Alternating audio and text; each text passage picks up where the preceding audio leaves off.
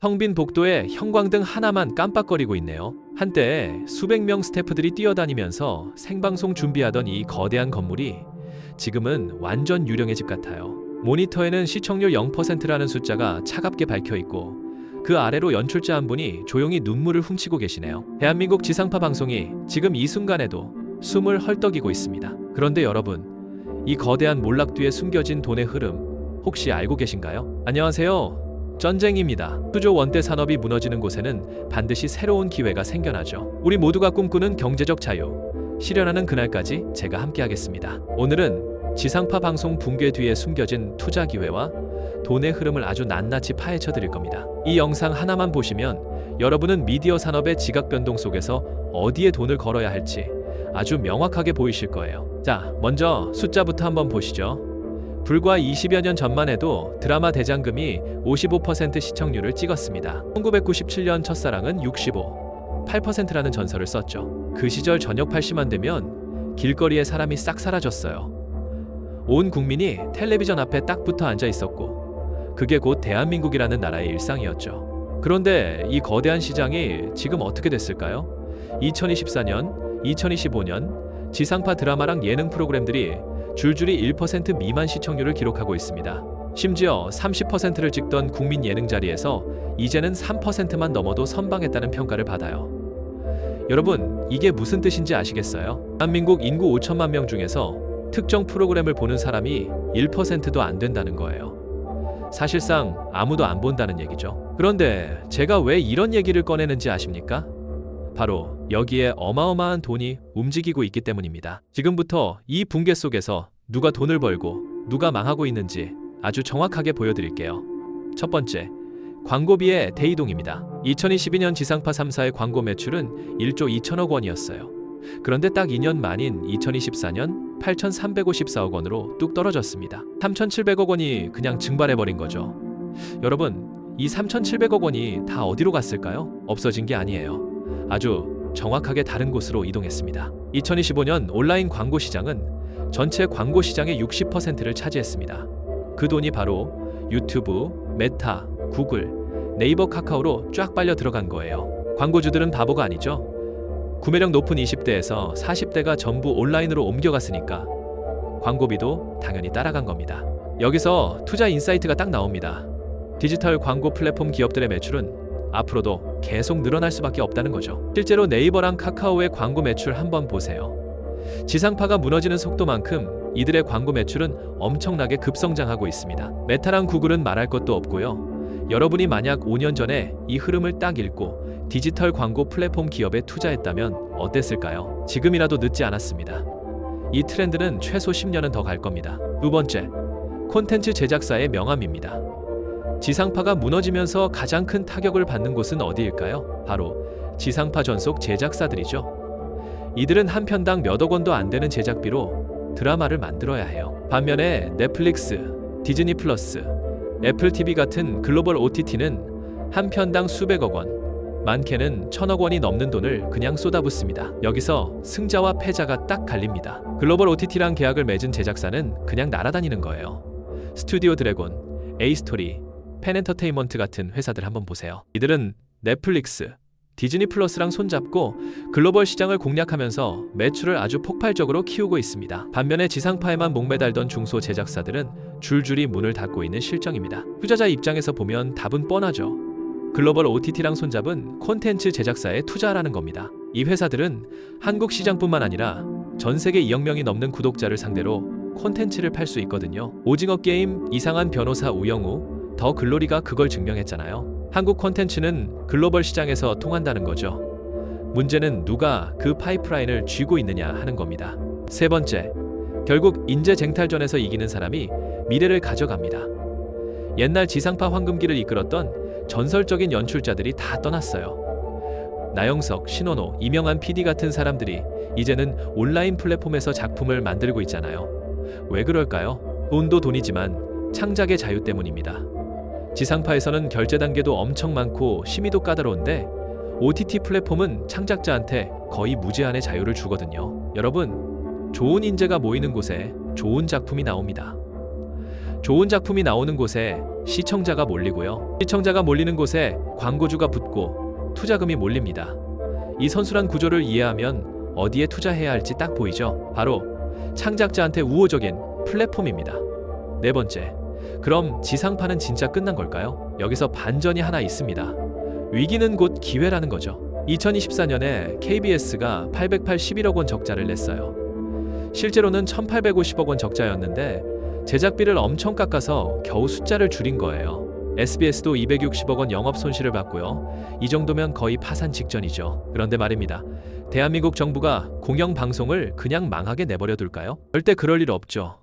공영방송은 국가기관 산업이잖아요. 재난 상황에서 정보 전달하고 공공의 이익을 위한 프로그램을 만드는 게 존재 이유인데 정부가 이걸 포기할 리가 없죠. 조만간 대대적인 구조 조정과 함께 정부 지원금이 팍팍 들어갈 겁니다. 방송법 개정도 진행 중이고요.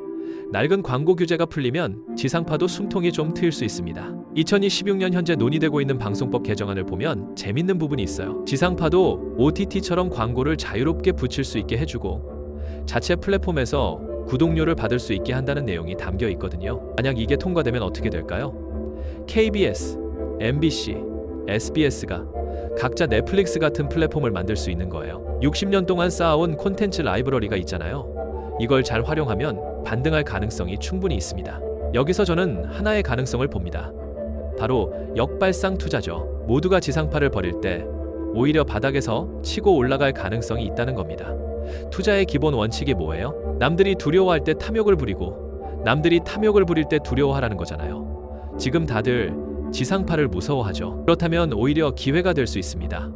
특히 SBS는 민영방송이니까 시장 논리에 따라 움직일 거예요. 2024년에 SBS가 넷플릭스랑 6년 계약을 맺었잖아요. 한국 플랫폼을 버리고 글로벌 플랫폼을 선택한 거죠. 단기적으로는 욕을 좀 먹었지만 장기적으로는 생존 전략이 될 수도 있습니다. SBS 드라마가 넷플릭스를 통해서 전 세계로 뻗어나간다면 어떻게 될까요? 한국 시장 2천만 명이 아니라 글로벌 시장 2억 7천만 명을 상대로 하는 거니까 시장이 10배 이상 커지는 거예요. SBS가 만약 이 전략으로 성공한다면 주가가 확 뛸 겁니다. 물론 리스크는 있습니다. 실패할 수도 있죠. 하지만 하이 리스크 하이 리턴이잖아요. 여러분이 만약 공격적인 투자자라면 이런 역발상 투자도 포트폴리오에 조금 넣어볼 만합니다. 전체 자산의 50% 정도만 걸어보는 거죠. 망하면 어쩔 수 없고 성공하면 10배 수익도 가능합니다. 다섯 번째, 그럼 저희 같은 평범한 사람들은 어떻게 해야 할까요? 제가 구체적인 투자 전략을 알려드릴게요. 첫 번째 전략, 글로벌 OTT 플랫폼 기업에 투자하세요. 넷플릭스, 디즈니, 애플, 이미 엄청나게 크지만 여전히 성장 중입니다. 특히 한국 콘텐츠가 글로벌 히트를 치면서 이 회사들의 아시아 시장 점유율은 계속 올라가고 있어요. 넷플릭스는 오징어 게임 이후 한국 콘텐츠에 대한 투자를 3배 이상 늘렸잖아요. 2024년 한 해에만 한국에 1조 원 넘게 투자했죠. 이 돈이 어디서 나올까요? 바로 전 세계 2억 7천만 구독자들의 구독료에서 나오는 겁니다. 구독자가 늘어날수록 콘텐츠 투자도 늘어나고 좋은 콘텐츠가 나올수록 구독자도 늘어납니다. 이 선순환 구조를 이해하면 투자 방향이 딱 보일 겁니다. 두 번째 전략, 국내 디지털 광고 플랫폼에 주목하세요. 네이버, 카카오, 쿠팡은 광고 매출로 먹고 살죠. 지상파에서 빠져나온 3,700억 원이 어디로 갔을지 한번 생각해보세요. 바로 이 회사들 주머니로 들어갔습니다. 네이버의 검색 광고 매출은 매년 두 자릿수 성장을 기록하고 있고요. 카카오톡의 채널 광고도 마찬가지죠. 쿠팡은 이제 커머스를 넘어서 광고 플랫폼으로 진화하고 있습니다. 쿠팡에서 물건 검색하면 맨 위에 광고 뜨잖아요. 그 한 번의 클릭, 한 번의 노출이 다 돈입니다. 앞으로 이 트렌드는 더 가속화될 거예요. 여기서 꿀팁 하나 더, 이 플랫폼들의 가장 큰 강점은 데이터라는 겁니다. 네이버는 여러분이 뭘 검색하는지 알고, 카카오는 여러분이 누구랑 대화하는지 알고, 쿠팡은 여러분이 뭘 사는지 알아요. 이 데이터를 바탕으로 엄청 정교한 타겟 광고가 가능한 거죠. 반면에 지상파는 그냥 시청률이라는 추정치만 가지고 있어요. 누가 이기겠어요? 이미 게임 끝났습니다. 세 번째 전략, 글로벌 진출에 성공한 콘텐츠 제작사를 찾으세요. 스튜디오 드래곤은 이미 증명했죠. 2023년 매출 6,800억 원 중에서 절반 이상이 해외에서 나왔습니다. 이런 회사들은 한국 시장 의존도가 낮고 글로벌 계약으로 안정적인 매출을 확보합니다. 리스크는 낮고 성장성은 높다는 거죠. 환율이 오르면 오히려 더 유리해져요. 달러로 계약하니까요. 원화 가치가 떨어지면 원화 환산 매출은 더 늘어납니다. 완전 꽉 먹고 알 먹기죠. 네 번째 전략, 개인 크리에이터가 되세요. 지상파가 무너진다는 건 기존 미디어 권력이 무너진다는 뜻입니다. 이제는 누구나 유튜브, 틱톡, 인스타그램으로 1인 미디어를 만들 수 있어요. 여러분이 지금 보고 있는 이 채널도 그렇잖아요. 저는 방송국 없이도 여러분에게 직접 정보를 전달하고 있습니다. 광고 수익도, 구독 수익도 전부 제 몫이에요. 중간에 방송국이 30, 40% 떼어가지 않으니까요. 실제로 유튜브 크리에이터 상위 1%의 연간 수익은 억 단위를 훌쩍 넘어갑니다. 구독자 10만 명만 확보해도 월 수백만 원의 안정적인 수익이 가능하고요. 100만 명이 넘어가면 연간 수억 원도 가능하죠. 여러분도 충분히 할 수 있습니다. 카메라 하나, 마이크 하나면 바로 시작할 수 있어요. 지상파가 무너진 자리에 개인 미디어가 들어서고 있는 겁니다. 그리고 여기서 중요한 포인트 하나 더. 1인 미디어의 가장 큰 장점은 뭘까요? 바로 진입 장벽이 낮다는 거예요. 옛날에는 콘텐츠를 만들려면 방송국에 들어가야 됐잖아요. 경쟁률 수백 대 1을 뚫어야 했고요. 하지만 지금은 다릅니다. 스마트폰 하나면 오늘 당장 시작할 수 있어요. 편집은 무료 앱으로 할 수 있고 업로드도 몇 분이면 끝납니다. 더 중요한 건 수익 모델이에요. 유튜브는 광고 수익만 있는 게 아니거든요. 슈퍼챗, 멤버십, 브랜드 협찬, 자체 상품 판매까지 다양한 수익권이 있습니다. 실제로 성공한 크리에이터들은 광고 수익은 전체 수익의 30%도 안 돼요. 나머지 70%는 멤버십, 협찬, 자체 사업에서 나오는 거죠. 이게 바로 2025년 미디어 산업의 진짜 모습입니다. 여섯 번째, 그런데 여기서 하나 더 중요한 진실을 말씀드릴게요. 지상파가 무너진 진짜 이유는 기술 때문이 아니에요. 신뢰의 붕괴 때문입니다. 많은 전문가들이 이걸 핵심 원인으로 지적하죠. 공영방송이 사실보다 진영 논리를 앞세운 순간 시청자들의 마음속에서 텔레비전은 꺼진 겁니다. 자, 한번 생각해보세요. 똑같은 사건을 다루는데 채널마다 완전히 다른 얘기를 하잖아요. 어떤 채널은 영웅이라고 치켜세우고 또 어떤 채널은 악당이라고 몰아갑니다. 시청자들이 바보도 아니고 누가 거짓말을 하고 있다는 걸 다 알죠.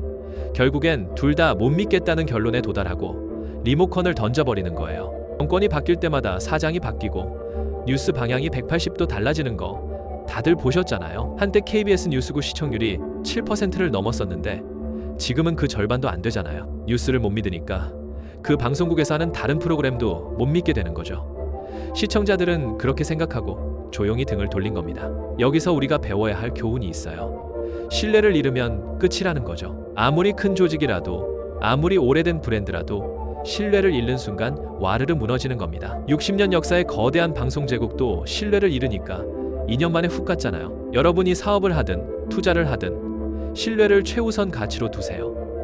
눈앞의 이익 때문에 신뢰를 팔아버리면 결국엔 모든 걸 잃게 됩니다. 자, 이제 정리하고 구체적인 액션 플랜을 알려드릴게요. 지상파 방송의 몰락은 끝이 아니라 시작입니다. 수조 원의 돈이 움직이고 있고 새로운 권력이 탄생하고 있어요. 이 변화 속에서 여러분은 두 가지 선택을 할 수 있습니다. 하나는 무너져가는 옛날 시스템 보면서 한숨만 푹푹 쉬는 거고, 다른 하나는 떠오르는 새로운 기회를 꽉 잡는 거죠. 그럼 이 영상을 본 오늘부터 뭘 하면 될까요? 딱 세 가지만 실천하세요. 첫째, 오늘 당장 증권 계좌 열고 아주 작은 금액이라도 디지털 플랫폼 관련 주식에 투자해보세요. 10만 원이면 충분합니다. 중요한 건 시작하는 거예요. 네이버, 카카오, 아니면 글로벌 OTT 관련 ETF도 괜찮아요. 투자하는 순간 이 산업의 변화를 남의 일이 아니라 내 일로 보게 됩니다. 뉴스를 보는 눈이 완전히 달라질 거예요. 둘째, 콘텐츠를 소비만 하지 말고 직접 만들어 보세요. 유튜브든 블로그든 인스타그램이든 뭐든 좋습니다.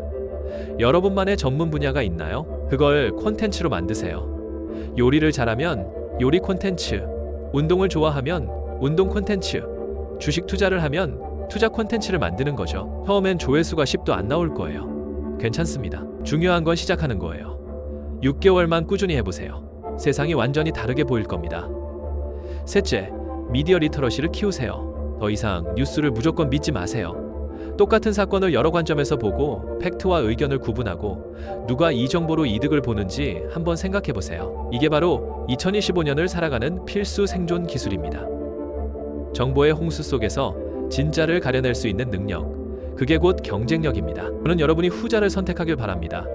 디지털 플랫폼에 투자하고 글로벌 콘텐츠 제작사를 주목하고 가능하다면 여러분 자신이 크리에이터가 되세요. 2025년 미디어 권력은 더 이상 방송국에 있지 않아요. 여러분 손안의 스마트폰에 있습니다. 대한민국 방송의 황금기는 끝났지만 여러분 개인의 황금기는 지금부터 시작될 수 있습니다. 역사는 항상 변화의 순간에 기회를 줬어요.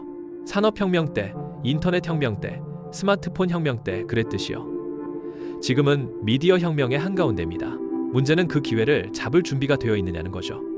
준비된 자만이 기회를 잡습니다. 오늘 이 영상이 여러분에게 그 준비의 시작이 되기를 바랍니다. 오늘 영상이 도움이 되셨다면 구독과 좋아요 잊지 마시고요. 여러분의 투자 전략이나 생각들을 댓글로 편하게 공유해 주세요.